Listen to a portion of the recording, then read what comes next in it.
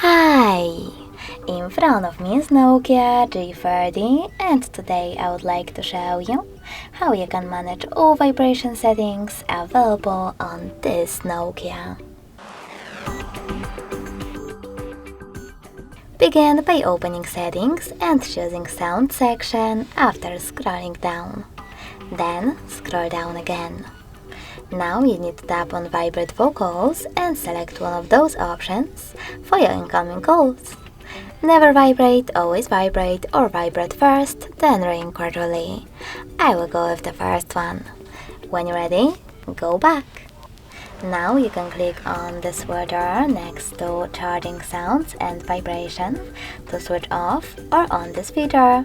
And lastly, click on this one next to touch vibration to disable or enable haptic feedback for tap, keyboard, and more.